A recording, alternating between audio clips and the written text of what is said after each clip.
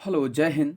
Actually my name is Ram Niwas और आज की जो क्लास होने वाली है वो डेमो क्लास होने वाली है ज्योग्राफी और पॉलिटी को लेकर के। सो गाइस, आजकल जो कॉम्पिटिटिव एग्जामिनेशन है, चाहे वो आपका एंट्रेंस एग्जाम हो, चाहे कोई स्टेट पीसीएस एग्जाम हो, चाहे यूपीएससी क्यों ना ले लो, तो उसकी जो डिमांड है वो क्या है आपको उसे समझने की ज़रूरत है। क्योंकि जब आप युद्ध लड़ने जाते हैं तो सामने वाले जो योद्धा है उसकी आपको कमजोरी पहले पता होनी चाहिए। ठीक है, तो आप जो युद्ध है वो आसानी से जीत सकते हैं। इसी तरीके से हमें जो अभी ट्रेंड चल रहा है क्वेश्चंस का, क्वेश्चन पेपर का, चाहे कोई सा भी कॉम्पिटेटिव एग्जाम है, आपका एंट्रेंस एग्जाम बीएचयू का हो गया, डीयू का हो गया, या इलाहाबाद यूनिवर्सिटी का एंट्रेंस एग्जामिनेशन है, तो उनका ट्रेंड क्या चल रहा है? उनका ट्रेंड है कि वो लोग क्वेश्चंस तो दे रहे हैं, लेकिन जो पहले से चला आ रहा था कि डायरेक्ट क्वेश्चन दे दिया, उसका फिर नीचे ऑप्शन में फैक्ट्स के रूप में आंसर दे दिया, तो वो नहीं है। अब जो क्वेश्चन आंसर आ रहे हैं, क्वेश्चंस आ रहे हैं, वो आ रहे हैं आपके स्टेटमेंट्स के फॉर्म में। तो आज हम वही देखने वाले हैं। ज्योग्राफी को हम स्टेटमेंट्स के फॉर्म में कैसे देखेंगे, पहले स्टेटमेंट पढ़ेंगे, उससे फिर डाटा हम कैसे कलेक्ट करेंगे। डाटा अगर हमें कलेक्ट हो गया, फिर उसके डाटा के पीछे रीजन क्या है, कोई भी फिनोमिना हो रहा है ज्योग्राफी में, वो क्यों हो रहा है, उसके पीछे का जो कॉन्सेप्ट है, जब तक आप समझ नहीं पाओगे तब तक जो स्टेटमेंट्स वाले क्वेश्चन है, जो भी आगे आने वाले कॉम्पिटेटिव एग्जाम है, एंट्रेंस एग्जाम है, उनको आप फाइट नहीं कर पाएंगे। Believe me guys. तो देखिए, आज हम वही अप्रोच लेने वाले हैं। आज का ये डेमो वीडियो है, तो हम देखते हैं, नेक्स्ट पेज पे चलते हैं कि आप हमारे जो क्वेश्चन है वो कैसे कवर करेंगे। फॉर एग्जाम्पल, आपका जो ज्योग्राफी का क्वेश्चन है, ये है आपका geography question, which statement is not correct which are given below. यानी मैं आपको हिंदी में भी बता दे रहा हूं, जब हम आपकी क्लास प्रॉपर क्लास लेंगे तो हमारे पास साधन भी ज़्यादा होंगे, तो जो आपका क्वेश्चन है वो इंग्लिश में और हिंदी में दोनों में देखने को मिलेंगे। और हम जो कॉन्सेप्ट समझाएंगे, मेरा way of express of feelings जो होगा वो हिंदी होगा, क्योंकि हमारी जो मदर टंग है वो हिंदी है। तो देखिए, तो ये कह रहा है कि नीचे दिए हुए जो भी स्टेटमेंट्स दिए गए हैं उनमें से कौन सा स्टेटमेंट है वो करेक्ट नहीं है, यानी सही नहीं है। तो आपको सबसे पहले क्या करना है, आपको स्मार्ट वर्क करना है, क्वेश्चन आपको स्मार्टली तरीके से पढ़ना है। देखिए, खासकर क्या होता है कि जो जिन बच्चों के कॉन्सेप्ट क्लियर नहीं होते हैं, या जो बच्चे पहली पहली बार स्टेटमेंट्स वाले क्वेश्चन देते हैं, जिन्होंने पहले काफ़ी ज़्यादा रिवीजन नहीं किया होता है, तो उनके लिए काफ़ी ज़्यादा मुश्किल हो जाता है, वो ज़्यादा टाइम कंज्यूम कर लेते हैं इन क्वेश्चंस में। आपको क्या करना है, सबसे पहले इन क्वेश्चंस का आपको ऐसे रिवीजन करना है, और पढ़ने का जब आपको आदत पड़ जाएगी तो आप जो टाइम कंज्यूमिंग है वो आधे से भी ज़्यादा कर सकते हैं, और आप क्वेश्चंस को एलिमिनेशन मेथड हो, चाहे आप कॉन्सेप्ट के जरिए निकालें, क्वेश्चन को आसानी से निकाल सकते हैं। तो देखिए, सबसे पहला जो आपका वो है स्टेटमेंट, वो है normal lapse rate of troposphere is 6.5 degree Celsius पर किलोमीटर। देखिए, ज्योग्राफी क्वेश्चन है, मैंने जानबूझकर ये ऑप्शन दिए हैं। अब यहाँ पे हम क्या करेंगे, यहाँ पे कह रहा है कि यहाँ पे कौन सा सही नहीं है, यानी तीन सही होंगे, इसमें से एक सही नहीं होगा, उसे हमें बताना है, और जो सही नहीं होगा उसे हमें बताना है, फिर उसका हमें सही आंसर भी देना है। अब हमारे जो ये यहाँ से डाटा हम कलेक्ट करेंगे, उस डाटा को आपको पता चल जाएगा, ठीक है, क्वेश्चंस के फॉर्म में। बिलीव मी गाइस, आप क्वेश्चन मत देखना कि कितने क्वेश्चन कराए हैं। अगर मैंने दो भी क्वेश्चन कराए हैं तो आपको वहां से कम 40 क्वेश्चन मिलने वाले हैं। और अब कॉन्सेप्ट की बात करें तो कम से कम 15-20 कॉन्सेप्ट आपको वहां से मिल सकते हैं। देखिए कैसे, देखिए, normal lapse rate of troposphere, troposphere होता है आपका क्षोभ मंडल, यानी क्षोभ मंडल में नॉर्मल लैप्स रेट होता है कि जब आप पृथ्वी की सतह से ऊपर की तरफ चलते हैं तो आपका जो टेम्परेचर है, आपका जो तापमान है, उसमें गिरावट आती है। और वो कितनी आती है? 6.5 डिग्री सेल्सियस 1 किलोमीटर पे। जैसे आप पृथ्वी की सतह से 1 किलोमीटर ऊपर गए तो आपका जो तापमान है वो 6.5 डिग्री सेल्सियस गिर जाएगा। इसी को हम क्या कहते हैं? Normal lapse rate. ठीक है, अब ये क्यों होता है, इसके पीछे का भी फिनोमिना होता है, वो भी आपको समझना जरूरी है। ठीक है, देखिए, हम ऐसे तरीके से, इसमें से एक कॉन्सेप्ट बन गया। अब सेकंड पहले पढ़ लेते हैं, उसके बाद हम देखते हैं। Movement of air from high pressure to low pressure called as pressure gradient force. ये टर्म है ज्योग्राफी का, प्रेशर ग्रेडियंट फोर्स। अब वो वाले जमाने चले गए गाइस कि आपको सबसे पहले ये पूछेगा माउंट एवरेस्ट की हाइट कितनी है। ऐसे क्वेश्चन नहीं आ रहे हैं, क्योंकि दिन पे दिन जो आपका कंपटीशन है वो हाई होता चला जा रहा है। तो जो एग्जामिनर है वो ऐसे क्वेश्चन दे रहा है कॉन्सेप्ट्स में से निकाल के। देखो, movement of air from high pressure to low pressure called as pressure gradient force. आपको इससे क्या पता चला कि हमारा जो मूवमेंट ऑफ एयर है वो हाई प्रेशर से लो प्रेशर की तरफ होता है। ठीक है, ये फैक्ट आपको पता चल गया। और यह भी पता चल गया कि इस टर्म को हम क्या कहते हैं, इस टर्म को कहते हैं प्रेशर ग्रेडियंट फोर्स। ठीक है, अब ये ऐसा क्यों होता है, इसके पीछे का भी कॉन्सेप्ट है, इसके पीछे का भी रीजन है। तो ये इस कॉन्सेप्ट को भी समझाऊंगा, ठीक है। तो हम ऐसी तरीके से हम क्वेश्चंस उठाएंगे, पहले क्वेश्चन पता चलेगा आपको, उसका डेटा आपका फैक्ट पता चलेगा, फैक्ट के पीछे का रीजन भी पता चलेगा, ऐसे हम ज्योग्राफी पढ़ेंगे। तो believe me guys, you can fight any examination, like UPSC तक में ऐसे क्वेश्चन आते हैं।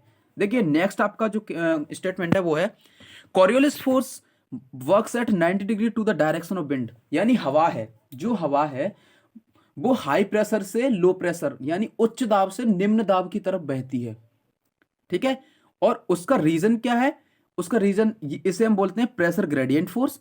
और कॉरियोलिस फोर्स जो है, यानी कॉरियोलिस फोर्स है वो हवा की जिधर डायरेक्शन है, जिधर दिशा है हवा की, उसके 90 डिग्री पे वर्क करता है, ठीक है। अब यहां पे देखिए, ये आपको वर्ड पता चला होगा कॉरियोलिस फोर्स। आपके मन में एक क्वेश्चन आया होगा कि ये कॉरियोलिस फोर्स क्या होता है, कॉरियोलिस इफेक्ट क्या होता है। देखिए यहां से भी एक क्वेश्चन निकलेगा, यहां से एक कंसेप्ट निकलेगा कॉरियोलिस फोर्स का, उसे भी मैं आपको समझाऊं। अब देखिए नेक्स्ट स्टेटमेंट है rotation of the earth does not affect Coriolis force. अब देखो, अगर आपको कॉरियोलिस फोर्स अगर पता है, ये पूरा कॉन्सेप्ट अगर आपको क्लियर है, तब आप इस स्टेटमेंट को समझ पाएंगे, ठीक है। और ये स्टेटमेंट जो है ये गलत है, ये तीनों ऊपर के सही है। अब आपको पता करना है कॉरियोलिस फोर्स होता क्या है। हमारा कॉन्सेप्ट ये भी था नॉर्मल लैप्स रेट क्या है, मूवमेंट ऑफ एयर क्या है, ठीक है। और हाई प्रेशर लो प्रेशर ये क्या होता है। तो ये अगर हम कॉन्सेप्ट क्लियर करेंगे तो देखिए कैसे करेंगे। फॉर एग्जांपल देखिए, ये है हमारी अर्थ सरफेस, ये है हमारा सन। यहां से अगर रेडिएशन आएगा, यानी सन की जो किरणें आएगी और यहाँ पे पृथ्वी पे पड़ेंगी। गाइस देखिए, जो हॉटर बॉडी होती है, जो ज्यादा गर्म बॉडी होती है, उससे जो भी हमारी किरण आती है, एनर्जी जो भी आती है, रेडिएशन जो भी आता है, उसकी जो वेवलेंथ है वो कम होती है, फ्रीक्वेंसी ज्यादा होती है। इसलिए इसे इनकमिंग शॉर्ट वेव रेडिएशन कहते हैं, incoming short wave solar radiation कहते हैं। हमारी अर्थ से यह टकराती है, इस बीच में जो भी हवा थी वो गर्म हो चुकी है। अब गर्म हवा होगी तो ऊपर की तरफ रेज करेगी, ऊपर की तरफ उठेगी। तो यहां से जो हवा है वो ऊपर की तरफ उठ गई। अब ऊपर की तरफ जब हवा उठी तो यहां पे खाली जगह हो गया। अब यहां पे खाली हो गया तो यहां पे क्या बन गया, लो प्रेशर। क्या बन गया, लो प्रेशर। क्योंकि आपके ऊपर ज्यादा सामान लदा होगा तो आपको ज्यादा प्रेशर पता चलेगा। तो यहां पे जो है ये वाले जो स्पेस है ये खाली हो गए, तो यहाँ पे लो प्रेशर क्रिएट हो गया। इसलिए कहते हैं जहां पे हाई टेम्परेचर होगा वहां पर लो प्रेशर होगा, जहां लो टेम्परेचर होगा वहां पर हाई प्रेशर होगा, ठीक है। तो हम क्वेश्चन को देखेंगे, आगे आने वाले क्वेश्चंस को देखेंगे, ये सारे कॉन्सेप्ट हम क्लियर करते चले जाएंगे। तो ये आपको पता चल गया। अब देखिए प्रेशर ग्रेडियंट फोर्स क्या होता है। फॉर एग्जांपल मान के चलिए आपका यहाँ पे हाई प्रेशर है इस पॉइंट पे, यहाँ पे आपका लो प्रेशर है इस पॉइंट पे। अब यहां से जो हवा है वो हाई प्रेशर से लो प्रेशर की तरफ मूव करेगी, क्योंकि यहां जो हवा है वो भारी हवा है। अगर लो प्रेशर पे क्या होता है, आपका जो स्थान है, स्पेस है, वो खाली हो जाता है। तो यहां से जो इस स्थान को भरने की आपूर्ति करेगा, इसे हम प्रेशर ग्रेडियंट फोर्स कहते हैं, ठीक है गाइस। अब देखो, अब हमारा कॉन्सेप्ट था कोरियोलिस फोर्स। अब कोरियोलिस फोर्स क्या आता है इसे भी हमें जानने की जरूरत है। फॉर एग्जाम्पल देखिए कोरियोलिस फोर्स एक फोर्स नहीं है, ये एक डिफ्लेक्शन है। जैसे ये देखिए एयर में और आपका लिक्विड में दोनों में लगता है कोरियोलिस फोर्स। होता क्या है, ये होता है due to rotation of the earth, यानी जो अर्थ है अपने अक्ष पे कितने डिग्री पे झुकी हुई है, 23.5 डिग्री पे झुकी हुई है। अब वो अक्ष पे जैसे ही रोटेट कर रही है, अक्ष के चारों तरफ घूम रही है, अपने एक्सिस पे घूम रही है, तो वहां पे उसकी वजह से क्या होगा, कोरियोलिस फोर्स लगेगा। अब कोरियोलिस फोर्स क्या कहता है, जैसे फॉर एग्जांपल आपकी जो विंड डायरेक्शन है इधर की तरफ है, यहां पे आपका हाई प्रेशर है, यहां पे आपका लो प्रेशर है, और विंड इधर की तरफ चल रही है, इसे कहते हैं प्रेशर ग्रेडियंट फोर्स, जैसा अभी मैंने बताया। तो जो कोरियोलिस फोर्स होगा वो 90 डिग्री पे वर्क करेगा। आप देख सकते हैं इसके बीच का जो एंगल है वो 90 डिग्री है, ऐसे आप देख सकते हैं, ठीक है। तो ये क्या है, 90 डिग्री का एंगल है। तो ये है कोरियोलिस फोर्स, यानी जो कोरियोलिस फोर्स है वो हवा और लिक्विड दोनों की डायरेक्शन को डिफ्लेक्ट करता है। अगर वो सीधे चल रहे हैं, ये ऐसे जा रहा है, तो इधर की तरफ लगेगा। अब इधर की देखिए प्रेशर अपनी तरफ खींच रहा है, कोरियोलिस फोर्स इधर की तरफ लग रहा है 90 डिग्री पे, तो जो रिजल्टेंट आएगा, जो हमारी हवा है वो इस डायरेक्शन में बहेगी, इसके बीच में जो रिजल्टेंट आएगा इसके बीच में होगा। पता चल गया आपको, ठीक है। इसीलिए आप देख सकते हैं जो बेंगलोर से जो दिल्ली है उसका अगर ऑल्टीट्यूड देखेंगे तो एक सीध में पड़ता है, लेकिन उसका जो एयरक्राफ्ट, जैसे ही आप हवाई जहाज देखेंगे तो हवाई जहाज का रूट है, अगर हम सीधे हवाई जहाज को ले जाएं तो वो दिल्ली ना पहुंच के कहां पहुंच जाएगा, आपका बिहार में पहुंच जाएगा। ठीक है, क्यों, किसकी वजह से, क्योंकि कोरिलेस फोर्स लगता है।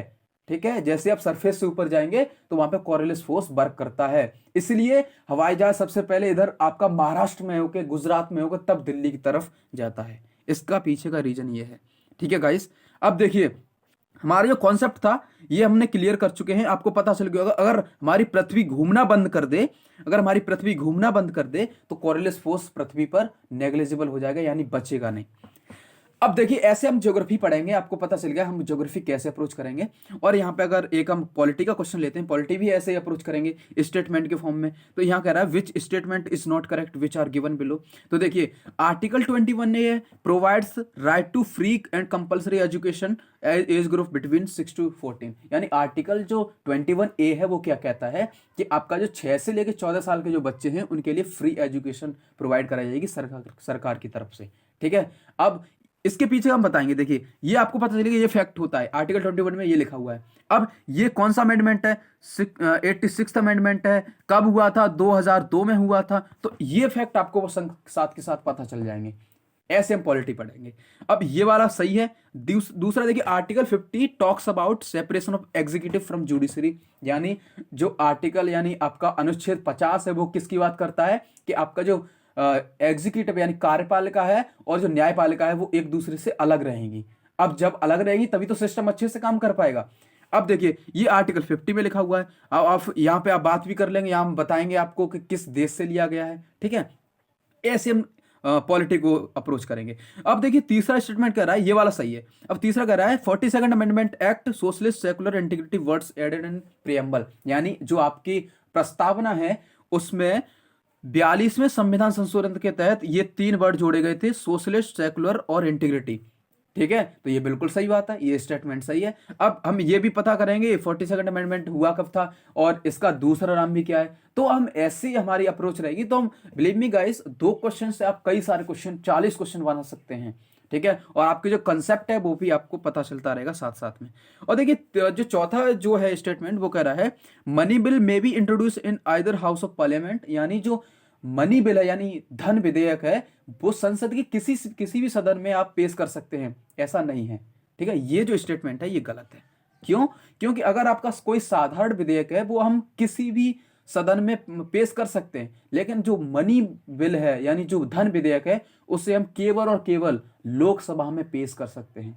सो गाइज अब आपको पता चल गया हमारा जो पढ़ाने का तरीका है, हमारा जो कॉन्सेप्ट समझाने का तरीका वो कैसा रहने वाला है। हम पहले हम और हमारी पूरी टीम, रजनीश सर वगैरह, आपका पहले डिजाइन करेंगे पूरा सिलेबस ज्योग्राफी का, पॉलिटी का कितना है, उसके हिसाब से सबसे पहले हम देख के चलेंगे, आपकी कॉन्सेप्ट समझाते चलेंगे। उसके बाद हम क्या करेंगे, क्वेश्चंस उठाएंगे ऐसे स्टेटमेंट बेस्ड। उस स्टेटमेंट से आपका क्या होगा, पूरा जो हम पहले कॉन्सेप्ट पढ़ चुके हैं वो रिकॉल होगा और जो कॉन्सेप्ट है वो फिर दोबारा से आपको समझ में आने लगेंगे। तो फिर आप कोई सा भी एग्जाम दे दीजिए, चाहे एंट्रेंस हो चाहे आप कॉम्पिटिटिव एग्जाम दोगे, आप आसानी से फाइट कर सकते हैं। तो लेक्चर को इसी के साथ हम समाप्त करते हैं। Thank you guys for watching this video.